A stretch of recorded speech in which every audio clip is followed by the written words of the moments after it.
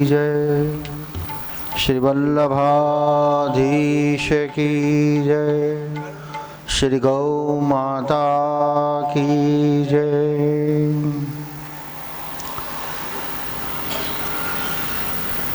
तमद्भुतं बालकरूपजेक्षणं चतुर्भुजं शङ्खगदायुधायुधं श्रीवक्षलक्षगलकौस्तुभश्रियं पीताम्बरं सान्द्रपयोदशौभगम्।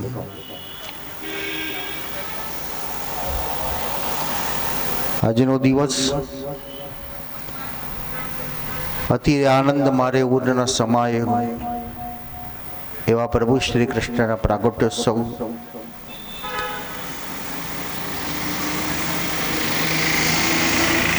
જે પ્રાગટ્ય ઉત્સવના વર્ણનની અંદર મહિમંગલ ભૂપિષ્ટ ગ્રામ પ્રજા કરો,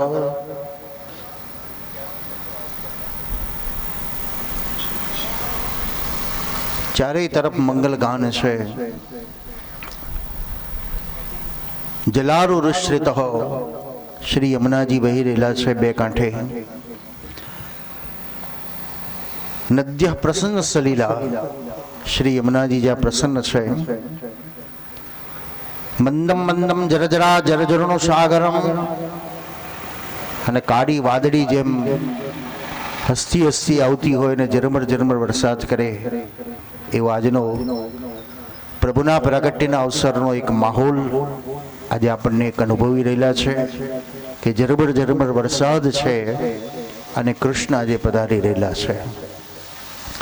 તો આજનો આનંદ શ્રી કૃષ્ણ પ્રત્યે એક પ્રીતિની અનુભૂતિ કરાવે, એક સ્નેહની અનુભૂતિ કરાવે અને એક પ્રેમની અનુભૂતિ કરાવે છે।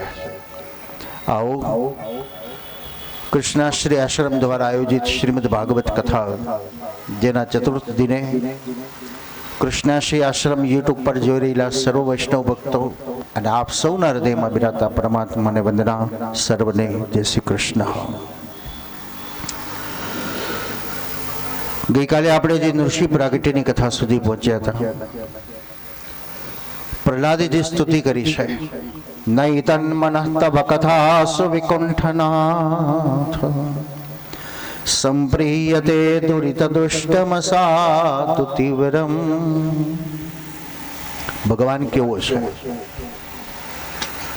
દીકરો બૂમ પાડે તો માં બધા જ કામ છોડીને જેમ દોટ મૂકે, એમ પ્રહલાદ કહે છે કે ભગવાન આપ મારા સામે પધાર્યા તો ખરા, પણ જીવનની પરિપૂર્ણતા ક્યારે કહેવાય? આપણને સરસ પકવાન મળી જાય ભોજનના તો એમ માનીશું કે બસ હાસ મજા આવી ગઈ, પણ સાંજે પાછી ભૂખ લાગેલે ચિંતા થાય। પૂર્ણ પોઈન્ટ ફૂલ પોઈન્ટ રૂપી સુખ કયું? ક્ષણિક સુખ તો આપણને બધા જ મળે છે, પણ ફૂલ પોઈન્ટ રૂપી સુખ જે પ્રહલાદ કે છે કે ભગવાન મારી કરુણતા છે। કઈ કરુણતા છે? આપ મારા માટે સ્તંભમાં પધાર્યા તો ખરા, પણ હજુ આ જીવ ઉપર કૃપા દ્રષ્ટિ થતી નથી। જ્યાં સુધી પ્રભુની કૃપા ન થાય ત્યાં સુધી જીવની પરિપૂર્ણતા નથી। ભોજન તમારી સામે મૂકવામાં આવ્યું છે પણ તમને ખાવા દેવામાં નથી આવવાનું, તો એમાં આનંદ નહીં આવે। પણ જ્યારે જમવા મળે ત્યારે કેવો આનંદ આવે? એમ પ્રહલાદે કીધું, નૈતન મનઃતવ કથાસુ વિકુંઠનાથ સંપ્રિયતે દુરિત દુષ્ટમસાદુ તીવ્રમ કામાતુરમ હર્ષ શોક ભયેષણાર્થો। હું જે ભગવાનની સ્તુતિ કરું છું આપણા માટે બહુ આવશ્યક છે।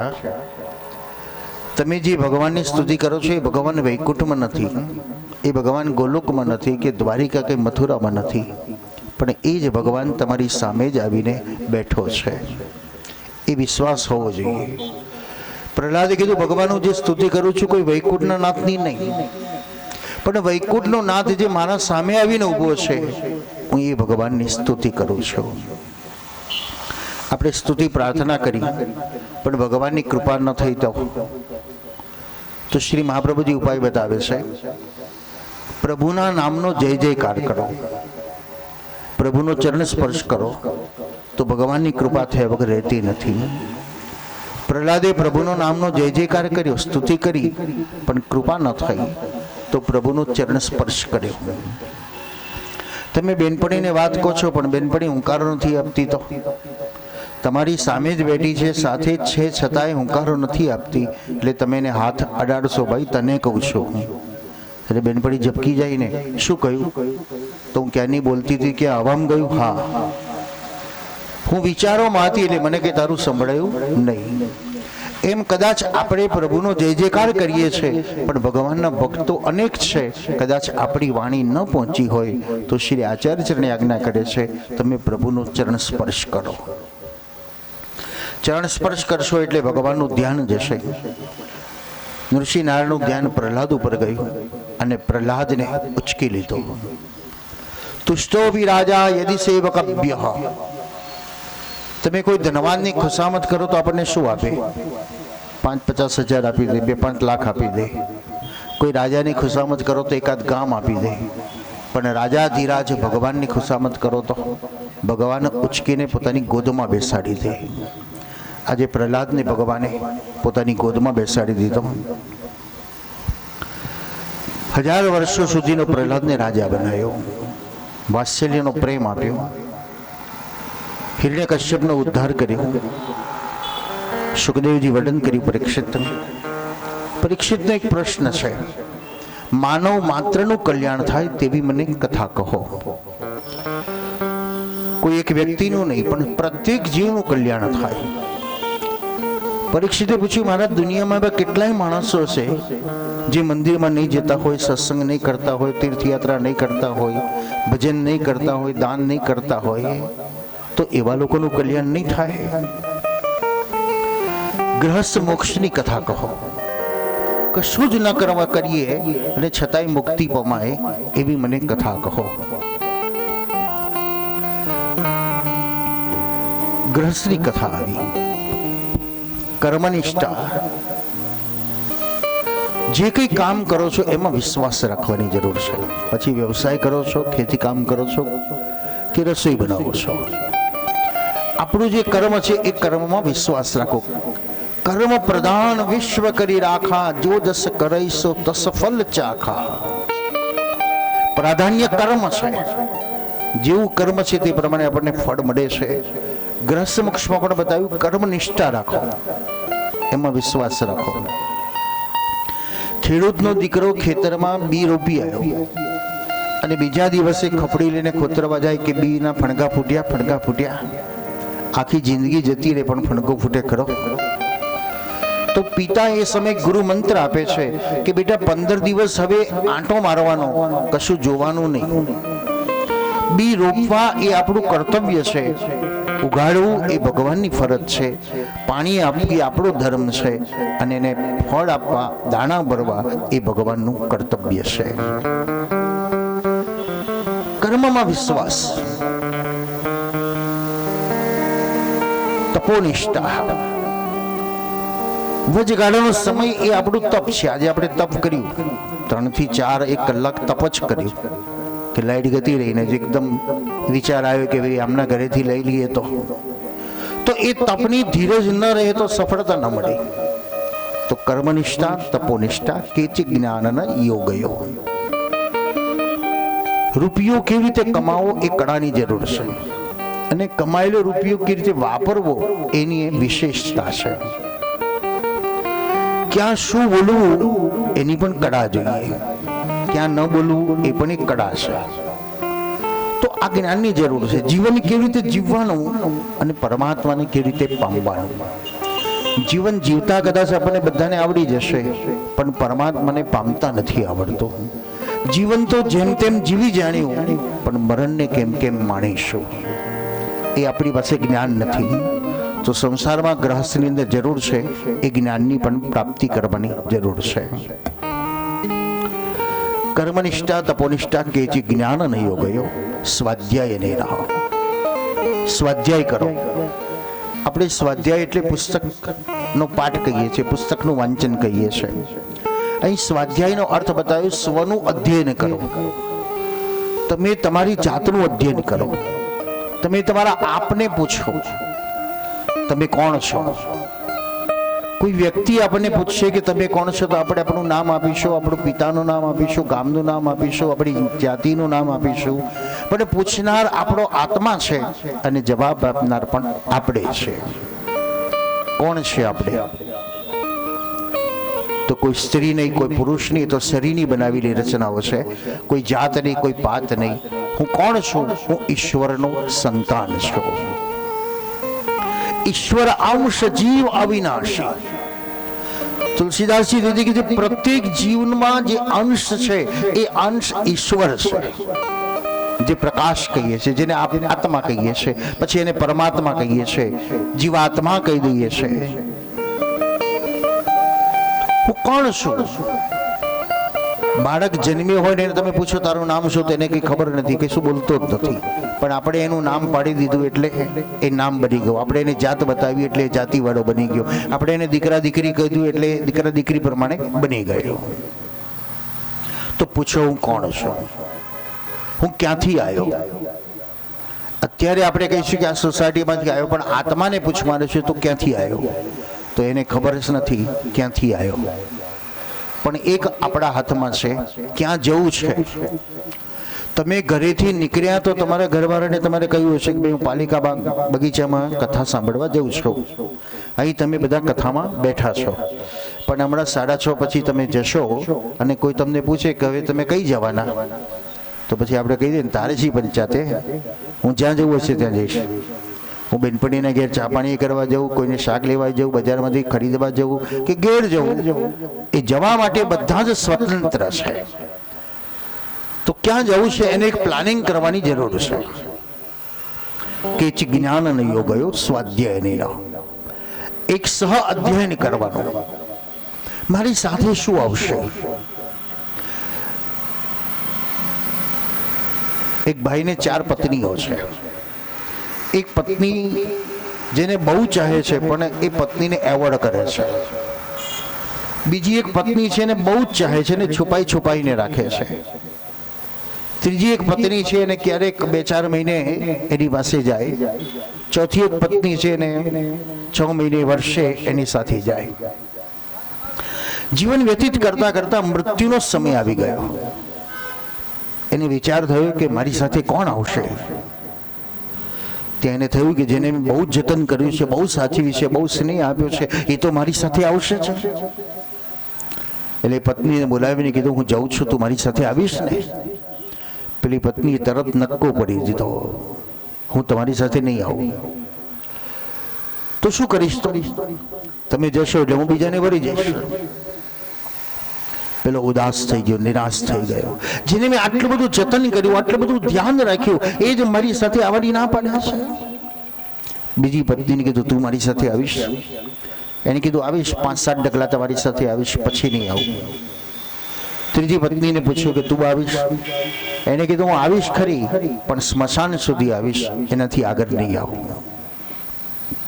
પેલો નિરાશ થઈ ગયો, કોઈ મારી સાથે આવવા તૈયાર નથી. ત્યાં એક કણસતો અવાજ આવ્યો, એ ઉભારો ઉભારો, હું આવું છું, હું આવું છું. અને વિચાર કર્યો આવું કહેનારો કોણ છે, મારી સાથે આવવા તૈયાર છે? જોયું તો જે પત્ની તરફ એને બેધ્યાન રાખ્યું હતું, એનું જરાય પરવા નથી કરી, એ પત્ની તૈયાર છે, હું તારી સાથે આવીશ. કઈ પત્નીઓ છે આ? એક પત્ની જેને આપણે બહુ જતન કરીએ છીએ અને તે સંપત્તિ છે. આપણે છુપાઈને રાખીએ, સંતાડીને રાખીએ છીએ. આપણે ગયા પછી એ તરત દીકરાની માલિક બની જાય, દીકરો એનો માલિક બની જાય છે, પરિવાર એના માલિક બની જાય છે, જે આપણી સાથે નથી આવી શકતો. બીજી એક પત્ની એટલે આપણો પરિવાર. ક્યાં સુધી આવે? 10 ડગલા, 5 ડગલા, 25 ડગલા સુધી આવે.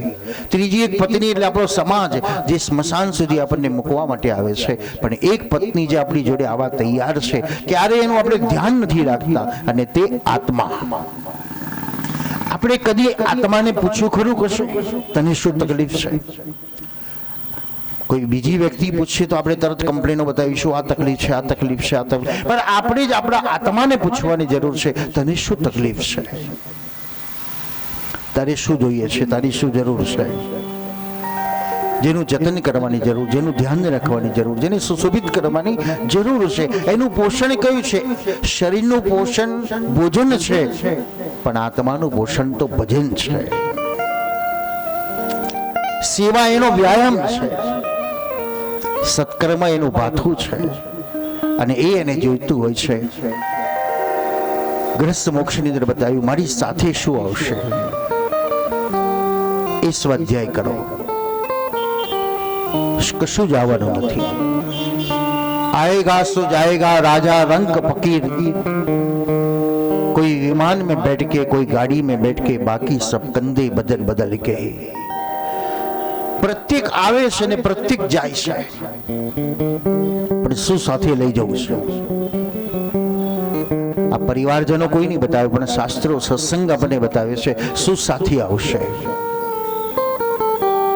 એક ગામની અંદર એક રાજાને કોઈ સંતાન નથી, એટલે રાજાએ વિચાર કર્યો કે મારી સંતાન નથી તો મારા ગયા પછી આ રાજ કોણ સંભાળશે?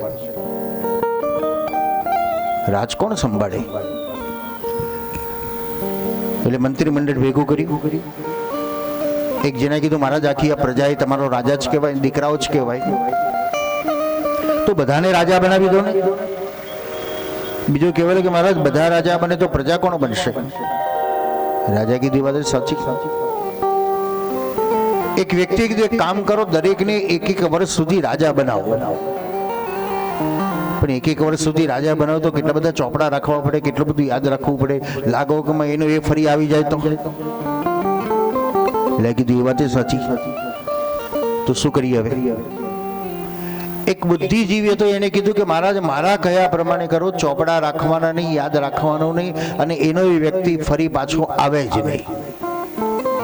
રાજાએ કીધું કેવી રીતે બની શકે? પહેલા દિવસે ગામમાં વરઘોડો કાઢવાનો, રાજગાદી પર બેસાડવાનો, એક વર્ષ પૂરું થાય એટલે ફરી વરઘોડો કાઢવાનો, નાવડામાં બેસાડી દેવાનો અને નદીમાં ધક્કો મારી દેવાનો. સામે વાઘસી ખાઈ જાય, પાછો આવે જ નહીં, ચોપડો રાખવાનો નહીં, યાદ કરવાનું નહીં. બધાને ખબર છે કે એક વર્ષ પછી મારે સામે કિનારે જંગલમાં જવાનું, વાઘસી મને મારી નાખશે. પણ ન જોવાનું જોવા મળે, ન ખાવાનું ખાવા મળે, ન વૈભવ અદ્ભુત મળે. જુવાનીના દિવસો ક્યાં જતા રહે આપણને ક્યાં ખબર છે? પણ ગડપણના 5-10 વર્ષ તો કેવા વશમાં લાગે છે આપણને. એક વર્ષ જતું રહ્યું, ખબર ન પડી. ગામ આખું રડતું રડતું આવે, પેલો રડે, ગામ રડે. રોજનો નિયમ થઈ ગયો, દર વર્ષે ગામ રડતું આવે, રડતો જાય ને રડાવતો જાય, રડતો જાય રડાવતો જાય. એક યુવાનનો વારો આવ્યો. આજે રડતો નથી, એ હસે છે. બધાએ કીધું ગાંડા રડ, અમે તારા લીધે દુઃખી થયા છે ને તું રડતો નથી, તું રડ, તું રડ. પેલો કે શા માટે રડું? હું શા માટે રડું? અરે તું કમાતી મરી જવાનો, તને વાઘસી મારી નાખશે, તું આ માલપુરા દૂધપાક ખાતો તો તઈ ભૂખ્યો મરી જઈશ. પેલો કહેવા કે હું તો રાજાનો રાજા છું. ગામ લોકોને થયું આ ગાંડો થઈ ગયો, લાગે રાજા બન્યો 1 વર્ષ એટલે રાજા જેના મગજમાં છે. અરે ત્યાં તો જંગલ છે, વાઘસી મારી નાખશે. પેલો કે ના, હું રાજા જ છું, ત્યાં જઈને રાજા જ બનવાનો છું. બધા કીધું ગાંડો થઈ ગયો. નહીં, ગાંડો નથી, હું ડાયો છું. મેં સમયનો સદુપયોગ કરી લીધો છે. મેં સામે કિનારે જંગલો કપાવ્યા, મહેલો બનાવી દીધા, લોકોને રહેવા મોકલી દીધા છે, અને હું ત્યાં જઈને રાજાને રાજા જ બનવાનો છું. આયો છે તું આ સંસારે, જન્મ સફળ તું કરતો જા, સતજી જે આનંદ અંતરમાં તું ઉમળકે તું ભરતો જા. આયો છે તું આ સંસારે. તમે ફરવા જાઓ છો, 15 દિવસ માટે તમે ટૂરમાં ગયા, બોલો 50,000 રૂપિયા ખર્ચી નાખ્યા, દુઃખ થાય છે? અથવા કોઈ લડતું હોય કે ભાઈ 15 દાડા આનંદ કરવા આવ્યા છો, લડો છો શા માટે? જે કઈ ખર્ચો થાય કોઈ અફસોસ નથી, ઘેરાયા પછી શાકમાં કસર કરવા માંડીએ. પણ ત્યાં આગળ તો આપણે 15 દિવસ જેમ આનંદમાં રહીએ છીએ, એમ સંસારમાં આપણે બધા જ પ્રવાસ કરવા માટે જ આવ્યા છીએ, પણ છતાંય આપણે નકામા ટોપલા ઉપાડતા ઉપાડતા દુઃખી થઈએ છીએ. વર્તમાન સમયનું જે કર્મ છે, સત્કર્મ જે આપણું જમા થાય છે, જેને શાસ્ત્રો પ્રારબ્ધ કર્મ કહે છે.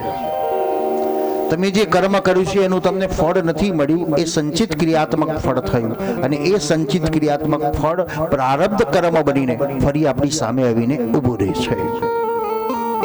ક્રિયમાણ કર્મ, સંચિત કર્મ અને પ્રારબ્ધ કર્મ, 3 પ્રકારના જે કર્મો છે.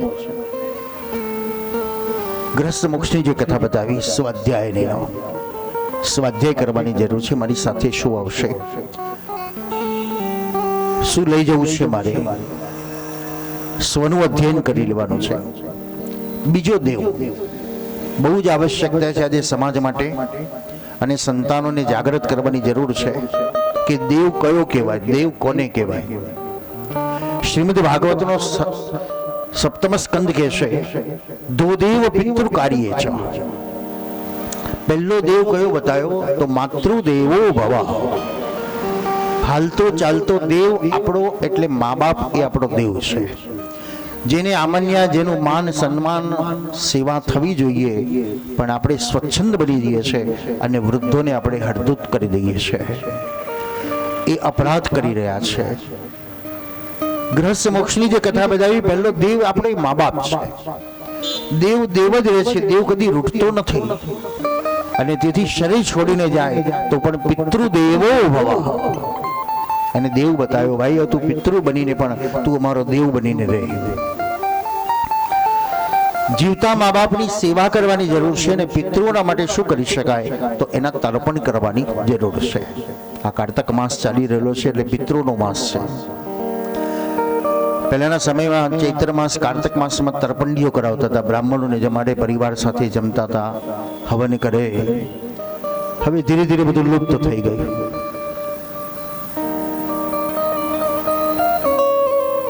પિતૃના માટે શાસ્ત્રકારોએ 15 દિવસ ફાળવ્યા શ્રાદ્ધ પક્ષ. અહીં શ્રાદ્ધ એટલે શ્રદ્ધા. કેવલ માલપુડા દૂધપાક ખાવાથી પિતૃ તૃપ્ત થાય એવું નહીં માનવાનું, પણ શ્રદ્ધાથી તમે જે કરો, રોટલી શાક કરો કે દાળ ભાત કરો કે દૂધપાક કરો, પણ એ દિવસે કમસે કમ એવો ભાવ જાગવો જોઈએ, મારા દીકરાને બોલાવું, મારા ભાઈને બોલાવું, મારી દીકરીને બોલાવું, મારા પરિવારજનોને અમે ભેગા બનીને ભોજન કરીએ. આ એક સંયુક્તાની એક યુનિટી છે. શ્રીમદ ભાગવતમાં બ્રહ્મા ઉપર ભગવાને ગુસ્સો કર્યો, પણ ઇન્દ્ર ઉપર ગુસ્સો નથી કર્યો. કારણ ઇન્દ્રનો પ્લસ પોઈન્ટ એક જ હતો કે ઇન્દ્રે વ્રજવાસી અને ગાયોને ગોવર્ધનનાથની સાનિધ્યમાં રાખ્યા, જ્યારે બ્રહ્માએ ગાયોને વાછરડાઓને ભગવાનથી વિમુખ કર્યા તો ભગવાને બ્રહ્મા ઉપર ગુસ્સો કર્યો, ઇન્દ્ર ઉપર ન કર્યો. પિતૃઓને તૃપ્ત કરવા હોય, પિતૃને ખુશ કરવા હોય તો સંયુક્તા, દરેક મા બાપની એક જ ઈચ્છા હોય છે, મારા પરિવાર સુખ સંપત્તિ સાથે રહે, સમૃદ્ધિ બધા એકબીજાની સાથે હળી બનીને રહે. એ દરેક મા બાપની ઈચ્છા છે. તો કમસે કમ એ દિવસે તો પિતૃ તૃપ્ત થાય છે કે મારો પરિવાર એક સાથે બેસીને ભોજન કરે છે. દેશ કાળ ચિત શ્રદ્ધા. અહીં સમયને અનુરૂપ દેવું કરીને દિવેલ પીવાની તો કહેવત છે, દેવું કરીને દિવેલ ન પીવાય, નહીં તો વધારે ને વધારે દેવાદાર થઈ જવાય. એટલે ખિસ્સામાં પ્રમાણે શ્રદ્ધાથી જેવો સમય છે, જેવી સ્થિતિ છે, તે પ્રમાણે પિતૃઓના માટે કંઈક કર્મ કરવો એ શાસ્ત્ર કહે છે. ત્રીજો ધર્મ ગૃહસ્થ માટે દેવ કયો તો અતિથિ દેવો ભવ. અનાયાસે આપણા આંગણે કોઈ આવી ચડ્યો છે એ તો એ આપણો દેવ છે. એનું કોઈ નામ સરનામું નથી હોતું, કોઈ ટાઈમ નથી હોતો કે આટલા વાગે આવશે, પણ અનાયાસે જે આવી ગયો એ નારાયણનું સ્વરૂપ છે. અને તેથી દરિદ્ર નારાયણ દેવો, એ દરિદ્ર નથી પણ એ નારાયણ આજે મારા આંગણે આવ્યો છે. આપણું કર્તવ્ય શું છે? એને કંઈક આપો. કેટલું આપો એનું પ્રમાણ નથી બતાવ્યું, પણ કંઈક એને આપો. ભગવાન શંકરાચાર્ય ભિક્ષાવૃત્તિ કરવા નીકળ્યા છે. એક ગરીબ ગ્રસ્તના આંગણે જેને ભિક્ષાવૃત્તિ માગે છે, નારાયણ હરે નારાયણ હરે. સાચો સંત બરાડા નથી પાડતો, માગણી નથી કરતો, હક નથી કરતો કે આટલું આપો, આટલા ડબ્બા લખાવી દો, આટલું ગુણો આપી દો. સાચો સંત કેવલ ભગવત નામ સ્મરણ કરે. ગાય દોતા જેટલો સમય લાગે એટલો સમય ત્યાં ઉભો રહે ને પછી આગળ જતો રહે. પણ ગ્રહસ્થની ભાવના કેવી છે?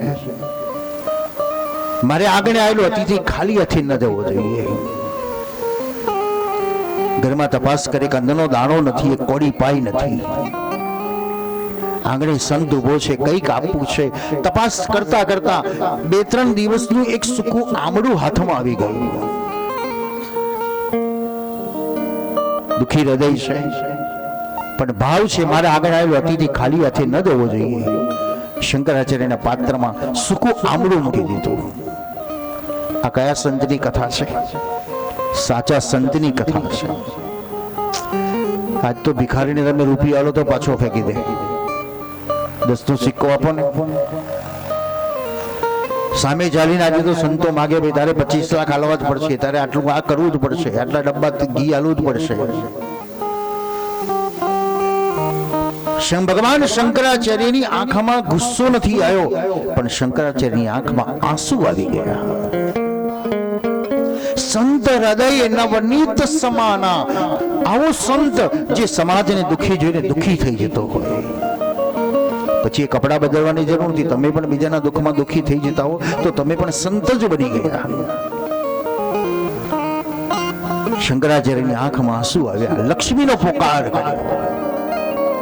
અંગમ હરે પુલકભૂષણમશ્રયંતિ ભૃંગાંગદેવ મુકુલાભરણમ તમાલમ અંગીકૃતાખિલ વિભૂતિરપંગલીલા મંગલ્યદાસ્તુ મમ મંગલ દેવતાયા.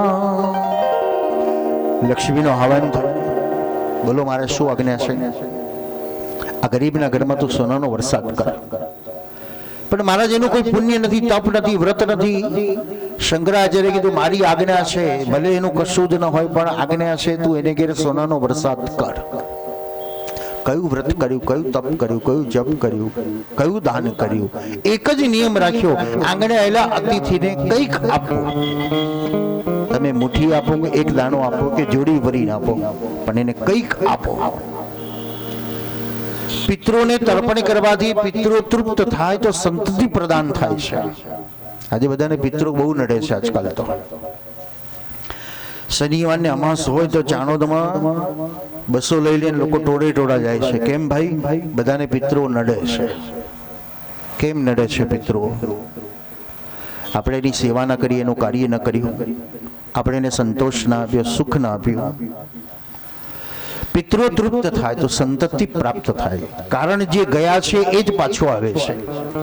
તો પિતૃની કૃપાથી સંતતિ પ્રદાન થાય છે. અતિથિની સેવા કરવાથી સંપત્તિ પ્રદાન થાય છે. તો પહેલો દેવ માતૃદેવો ભવ, બીજો દેવ પિતૃદેવો ભવ, ત્રીજો દેવ અતિથિ દેવો ભવ અને અંતિમ દેવ બતાવ્યો આચાર્ય દેવો ભવ. ગુરુને દેવ કહ્યું, કારણ ગુરુ ચોકીદાર છે, આપણને જગાડે છે, આધ્યાત્મ દ્વારા જગાડે છે, પરમાત્માના રાહ તરફ આપણને લઈ જાય છે. તો અંતિમ ચરણ ગાડી છે, પેસેન્જર પણ છે, એન્જિન પણ છે, પણ ગાડીની ઝંડી ન મળે તો સન્મતિ. સંતતિ ને સંપત્તિ બંને આપણી પાસે છે, પણ સન્મતિ નથી તો ગુરુ કૃપા દ્વારા સન્મતિ આપણને પ્રાપ્ત થાય છે. એક ગ્રહસ્થની કથા બતાવી. આયુષ શરીરમ રથ ઇન્દ્રિયાણી વર્તમાની માત્રાની ચ દોષણાની. શરીર એક રથ છે, 10 પૈડા છે. ધર્મ અને અધર્મ રૂપી 2 બળદ છે. મન એનું દોરડું છે, મન એનો સારથી બન્યો છે. કર્મરૂપી દોરડું છે અને આત્મા મુસાફરી કરવા માટે આવ્યો છે. તમે ગાડીમાં ડ્રાઈવરને કીધું ભાઈ મને ફરવા લઈ જા, પણ ડ્રાઈવરે આ ઠંડી જોઈને હોટલમાં લઈ ગયો સીધો. કેમ ભાઈ? ડ્રાઈવર કીધું મારે ચા પીવી પડશે. આપણે જવું તો સીધું, પણ ડ્રાઈવરની ઈચ્છા હતી ચા પીવા, એટલે આપણે પરાણે ગાડીમાં બેસી રહેવું પડશે. તો જેનો મનરૂપી ડ્રાઈવર બળવાન છે એની યાત્રા સરળ છે, અને જેનો મનરૂપી ડ્રાઈવર નબળો છે એની યાત્રા અઘરી છે.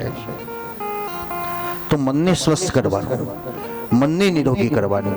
આજે આપણે બધા તનને બહુ શુદ્ધ કરીએ છીએ. વસ્ત્રોને પણ દિવસમાં 2-3 વાર બદલીએ છીએ, શુદ્ધ કપડાં પહેરીએ છીએ, પણ ખરેખર જેને શુદ્ધ કરવાની જરૂર છે એને આપણે કરીએ છીએ ખરા? તો શુદ્ધ કરવાની જરૂર, મનને શુદ્ધ કરવાની જરૂર છે. અને મન શુદ્ધ થાય તો ઘટમાં છે ગંગાને, ઘટમાં છે કાશી, ઘેર ઘેર બેઠા મળ્યા વૈકુંઠવાસી. ઘટમાં છે ગંગા, ઘટમાં છે કાશી. ઘેર બેઠા મળ્યા, ઘેર બેઠા મળ્યા વૈકુંઠવાસી. ના ગઈ ગંગા ગોદાવરી કાશી. ના ગઈ ગંગા ગોદાવરી કાશી. ઘેર બેઠા મળ્યા વૈકુંઠવાસી. ઘેર બેઠા મળ્યા વૈકુંઠવાસી. જેનો અંતર આત્મા શુદ્ધ છે, જેનું મન શુદ્ધ છે, એને ક્યાંય જવાની જરૂર નથી. અને મન અશુદ્ધ છે તો ગમે ત્યાં જઈશું તો આપણને એ દર્શન નહીં થઈ શકે. બે કીડીઓ ભેગી થઈ ગઈ, એકબીજાને ખબર અંદર પૂછ્યા કે તું બહુ દુબળી પડી ગઈ, તું બહુ દુઃખી લાગી છું. પેલી કીડી કહેવા લાગી, હા શું કરું, આખો દિવસ મીઠું ખાઈ ખાઈને દુબળી પડી ગઈ, ખારું ખારું ખાવાનું. એટલે મોરસ વાળી કીડી કીધું, એક કામ કર, થોડા દિવસ મારે ઘેર આ અને તાજી માજી થઈને પાછી તારે ઘેર જજે. મીઠાવાળી કીડી મોરસવાળીના ઘરે ગઈ.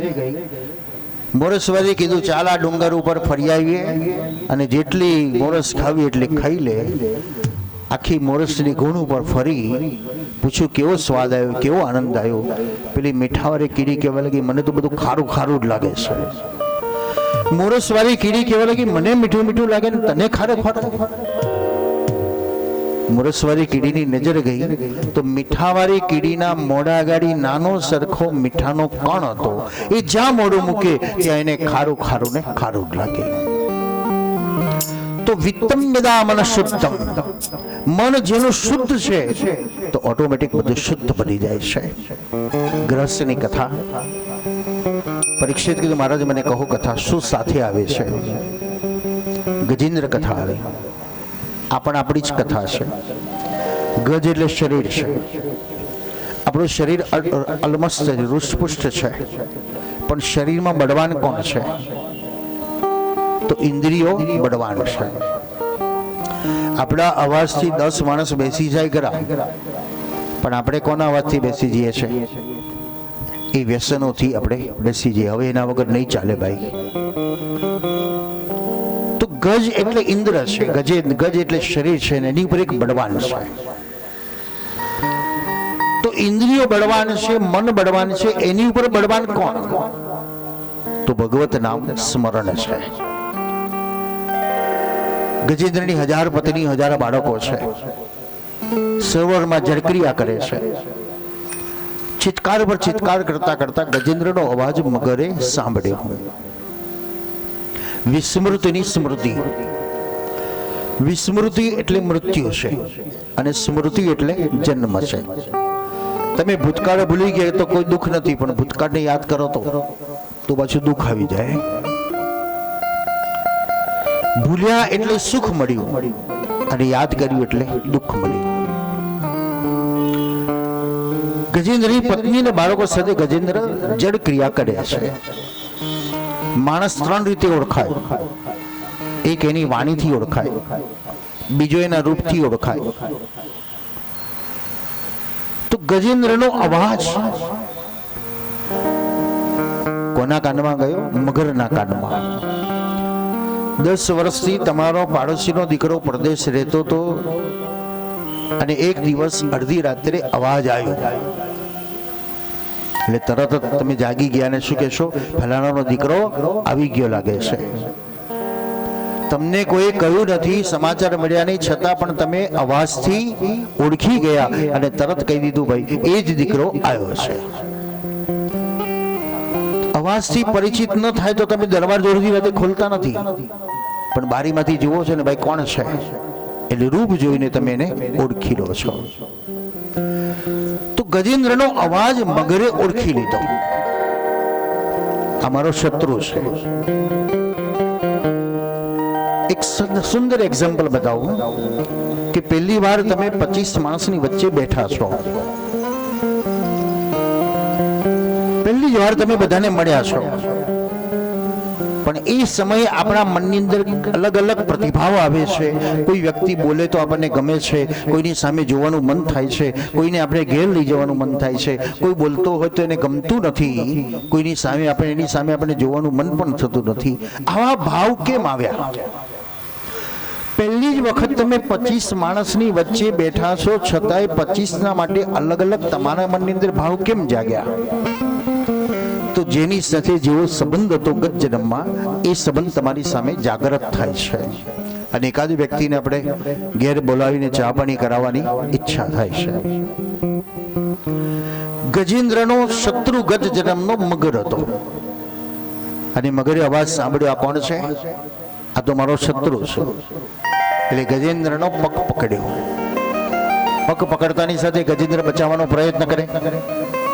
પત્ની, સંતાનો બધા જ ગજેન્દ્રને બચાવવા માટે પાણીમાંથી બહાર કાઢે. મગર પાણીમાં ખેંચી જાય. આપણો સમાજ, આપણો પરિવાર આપણને ક્યાં સુધી મદદ કરશે?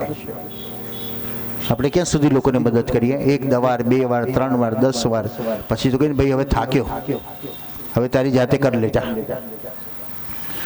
ગજેન્દ્રની પત્ની અને સંતાનો વિચાર કર્યો, 100 વર્ષ સુધી અમે બચાય કર્યો, પણ આ તો બસતો છે ને, દિવસે દિવસે દુબળો પડી ગયો. મૂકીને જતા રહ્યા.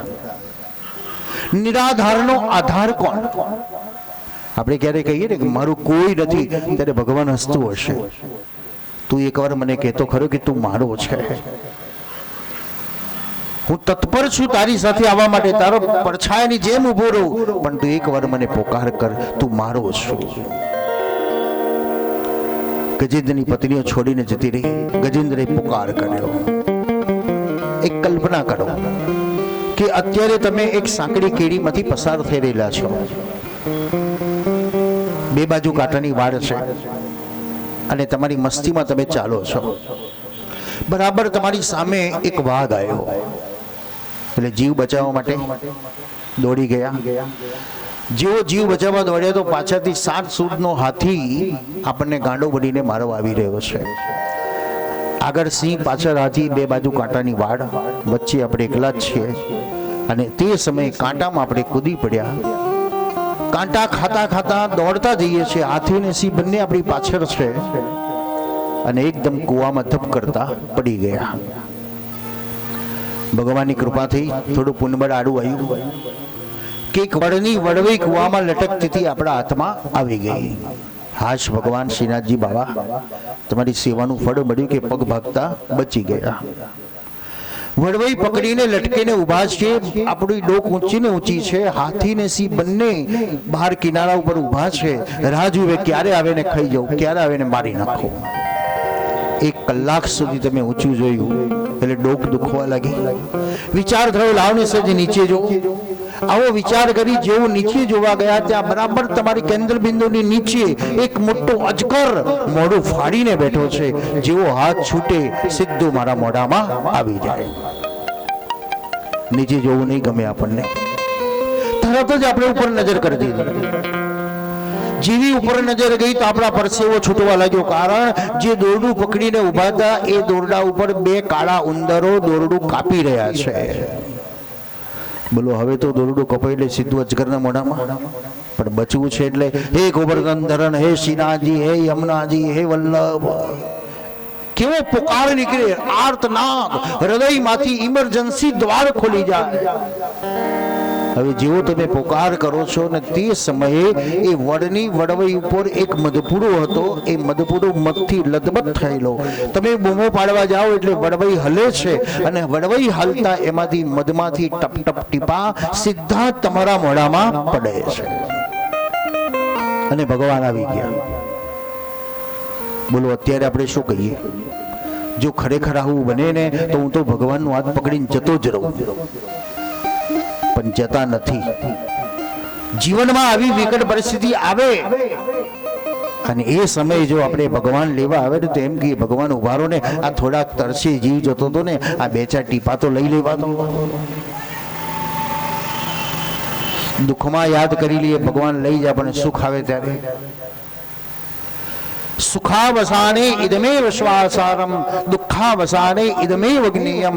સુખનો સાર એટલે ભગવાનને યાદ કરો.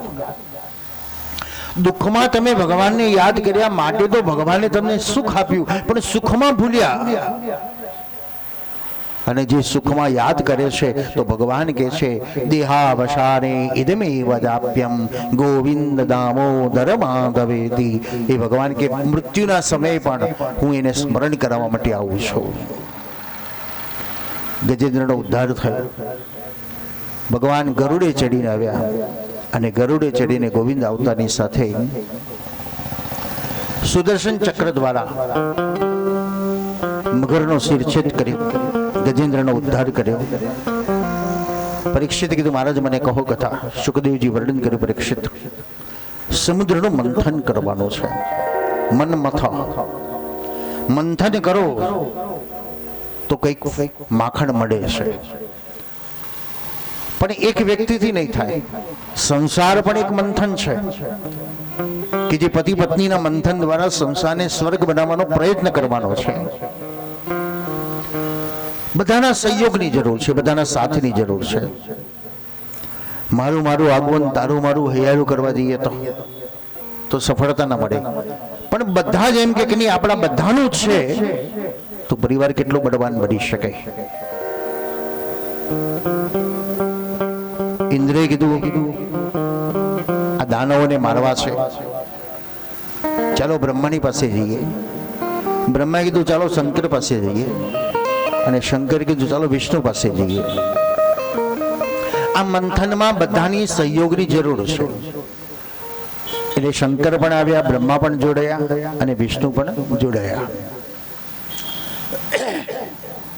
સમુદ્રનું મંથન થયું. વાસુકી નાગનું દોરડું કર્યું, મંદરાચલ પર્વત લાવ્યા.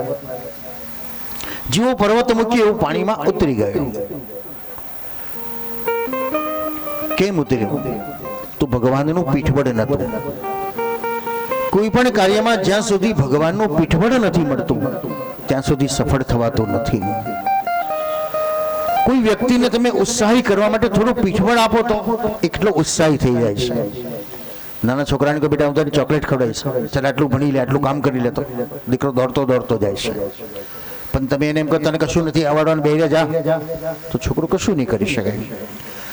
સમાજને પ્રોત્સાહિત થવા માટે પીઠબળ આપવાની જરૂર છે. ભગવાને પીઠબળ આપ્યું. કચ્છા અવતાર ધારણ કર્યો. દેવોને દાનવોએ મંથન કર્યું. પ્રયત્ન કરવા છતાં કશું ન નીકળ્યું. એટલે દેવોને દાનો નિરાશ થઈ ગયા. ભગવાનનો એક પ્લસ પોઈન્ટ છે, ભગવાન કોઈને નિરાશ કરતા નથી. અને તેથી ભગવાને લક્ષ્મીને કીધું લક્ષ્મી મારો ડૂબકી. બધાને લક્ષ્મી જોઈએ છે, પણ લક્ષ્મી કોને વર્યા? તો નારાયણને જ વર્યા છે. તમે નારાયણ જેવા બનો તો લક્ષ્મી આપોઆપ દોડી આવે છે. નારાયણ એટલે સત્કર્મ, સત્કાર્ય, સત્સેવા, સદવિચાર, જે સમસ્ત જીવનું કલ્યાણ જ કરવાનો વિચાર કરે છે તો લક્ષ્મી આપોઆપ દોડી આવે છે. ઉચ્ચશ્રવા ઘોડો નીકળ્યું, ઐરાવત નીકળ્યું, પાંજન્ય શંખ નીકળ્યું, પારિજાતક વૃક્ષ નીકળ્યું, મનુ ધન્વંતરી નીકળ્યા, મદિરા નીકળી, અપ્સરાઓ નીકળી. સારું બધાએ વેચી લીધું. પિતાની મિલકતના ભાગ પાડવા માટે તરત જ બધા ભેગા થાય કે નહીં? ભાઈ બહુ ડિલે નહીં કરવાનું, પતાવી દો જલ્દી. એક પિતાનું મૃત્યુ થયું અને મૃત્યુ થયા પછી એને સ્મશાને લઈ જવાના. દીકરી સાસરેથી પિયરમાં આવી હતી, એને ખબર નથી કે પિતા બીમાર છે કે મૃત્યુ થઈ ગયું. એટલે પિયરના દાગીના બધું પહેરીને આવી હતી. આવતાની સાથે જોયું એટલે બધા દાગીનાનું કાઢીને મૂકી દીધા. પિતાને વિદાય કરી રહેલી છે અને રસ્તામાં એક ભાઈએ એ મર્દાને અટકાવ્યું. ભાઈ ઉભા રહો. કેમ, શું છે ભાઈ? હું આ તમારા પિતા પાસે 5 લાખ રૂપિયા માંગુ છું. હવે તમે એના દીકરાઓ કોણ છે? મને 5 લાખ રૂપિયા આપી દો તો તમારું સ્મશાન સુધી તમને જવા દઉં, નહીં તો જવા નહીં દઉં.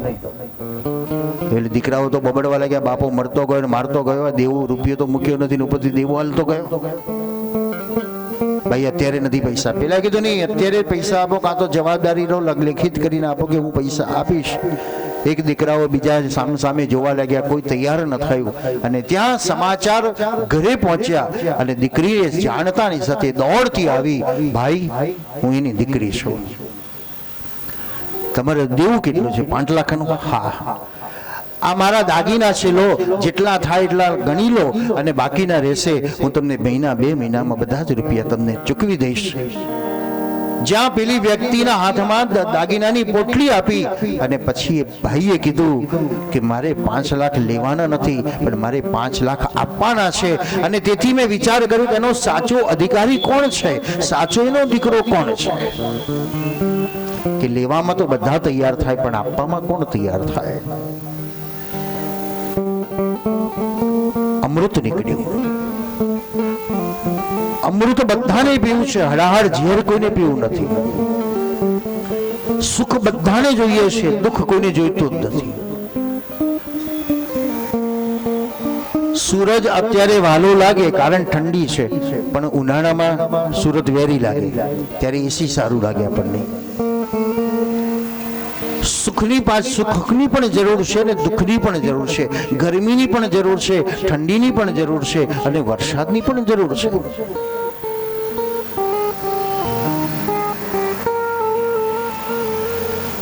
સુખની અંદર માણસ ચકી જાય છે અને દુઃખમાં એ ઘડાય છે.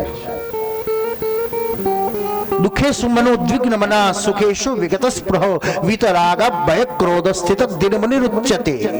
ગીતા કહે છે સુખ અને દુઃખમાં જે સ્થિર રહી શકે છે એ ગુણાતીત છે.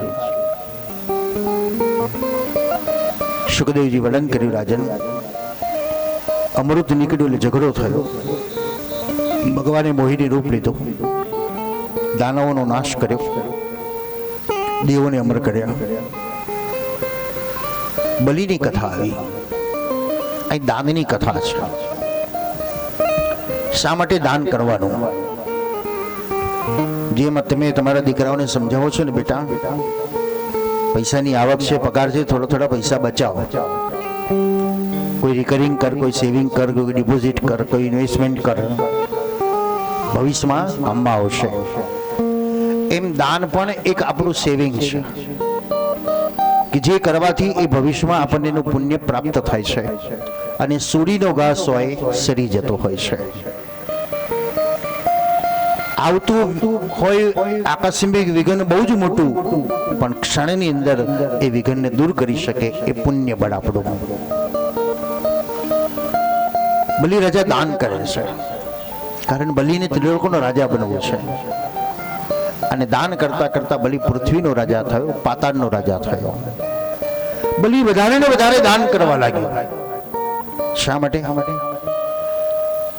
ઈશ્વર આપણને સંપત્તિ કેમ આપી છે? ઈશ્વરે મને જ્ઞાન કેમ આપી? ઈશ્વરે મને બુદ્ધિ કેમ આપી? ઈશ્વરે મને કળા કેમ આપી? બધાને બધું મળતું નથી. બસ ઈશ્વરે એટલા માટે આપ્યો તો એનો સદુપયોગ કર. અને સદુપયોગ કરીશ તો હું તને ઘણું બધું આપીશ. પણ આપણા બધાની નજર આજે વિક્રય તરફ ગઈ, કેવળ સંપત્તિ તરફ હડપ કરવા લાગ્યા.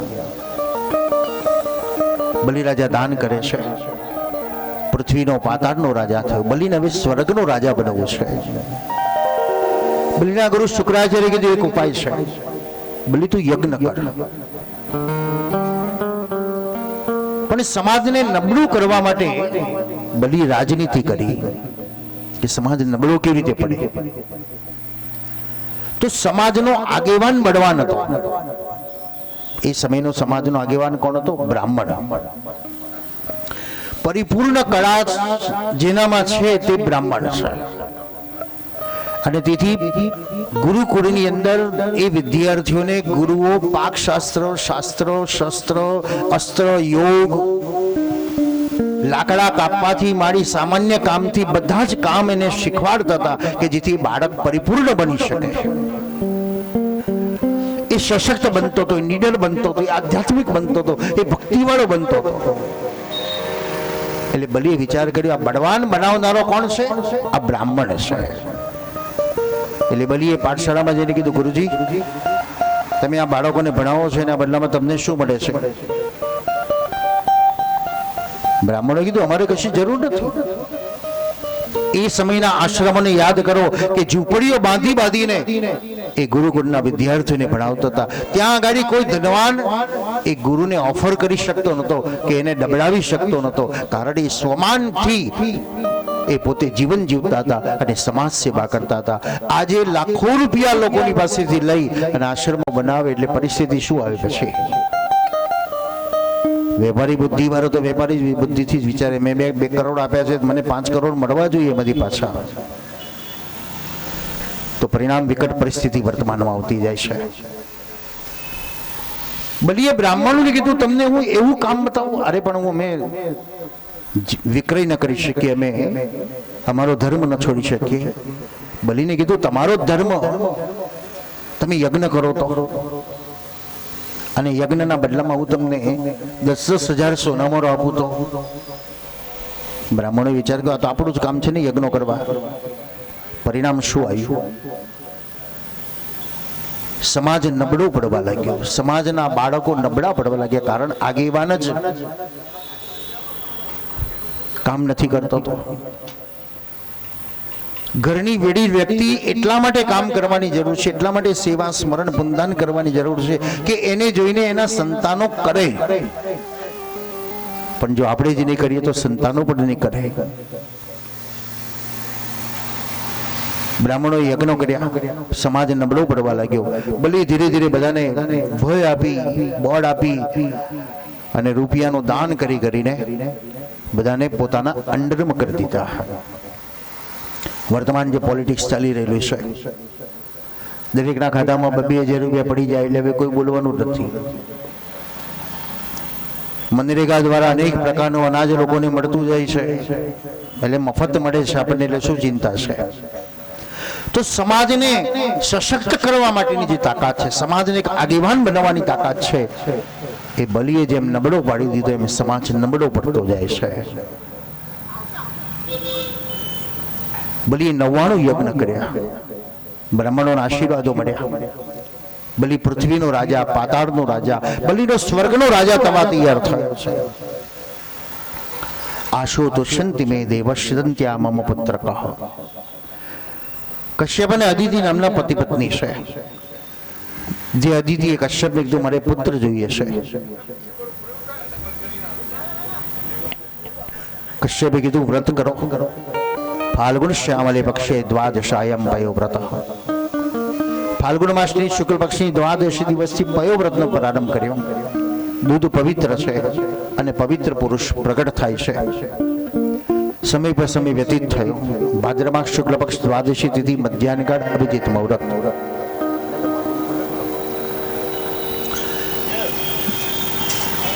ભગવાન વામન ભૂતલ ઉપર પધારવાના છે. ચતુર્ભુજ રૂપની અંદર યજ્ઞેશ યજ્ઞ પુરુષ ચ્યુત તીર્થપાદ શમન પ્રદેશક ભગવાન ચતુર્ભુજ રૂપની અંદર જ્યારે પ્રગટ થયા એટલે અદિતિએ સ્તુતિ કરી, હે યજ્ઞ પુરુષ, આપ ભૂલ કરી એવું નથી લાગતું? માં જ દીકરાને દાટી શકે અને દીકરાને પ્રેમ મળે છે એટલે બધું જ કરવા તૈયાર થાય છે. દીકરો જ માને નચાવી શકે, કારણ માને પણ બાળકમાં પ્રેમ છે. આ જગતનો બ્રહ્મ કેવો છે જો, એ પણ બાળક બની ગયો. કૌશલ્યાએ જ્યારે કીધું, અરે ભગવાન, મારે તો ભગવાન નથી જોઈતા, મારે બાળક જોઈએ છે, આ ચતુર્ભુજને અદ્રશ્ય કરી દો. એટલે અદ્રશ્ય કરી દીધા. કૌશલ્યાએ કીધું, નહીં, હજુ પણ બાળક ન કહેવાય. બાળક તો એને કહેવાય જે રડતો હોય. એટલે ભગવાન રડે છે. કૌશલ્ય કીધું, અરે બાળક તો નાનું હોય, કપડા વગરનો હોય, આ બધું કપડા કાઢી નાખો તમે. અને ભગવાન બાળક બની ગયા. અતિશય શીલા યહ સુખ પરમ અનોપા. અને એ માની ગોદમાં જ્યારે બાળક ખેલતો ત્યારે કેવો આનંદ, એક સ્વર્ગના કરતા પણ અતિ આનંદ એ ગોદમાં ખેલતા બાળકને જોઈને થાય છે. અદિતિએ પણ માને ભગવાનને કીધું, અદ્ભુત રૂપને દૂર કરો. ભગવાને કીધું, માં, અત્યારે તો બાળક બનવાનો સમય નથી મારી પાસે, કારણ બલિનો યજ્ઞ પૂર્ણ થાય તો દેવતાઓ બંધનમાં આવશે. 7 વર્ષનો હું બાળક બની જાઉં, તંબટુ વામનમ દ્રષ્ટવા ભગવાન 7 વર્ષના બની ગયા. યજ્ઞ ભાઈ સંસ્કાર આપ્યા. ગઈકાલે જ મને એક જણે વૃંદાવનથી એક જણનો ફોન હતો એક સ્વામીનો. એ આર્ય સમાજી હતો. એને કીધું કે યજ્ઞ ભવિ સ્ત્રીઓને બધાને પહેરી શકાય. મેં સમજાવ્યું કે અત્યારે નવા નવા પ્રપંચો ઊભા થયા છે એટલે બધા પોતપોતાનો એકડો કરે છે, પરંતુ શાસ્ત્ર તો એક જ કહે છે કે બ્રાહ્મણ જ નહીં પહેરી શકે, અને બ્રાહ્મણત્વના ગુણ જેનામાં હોય એ પણ પહેરી શકે. ભગવાને યજ્ઞોભાઈ સંસ્કાર આપ્યા.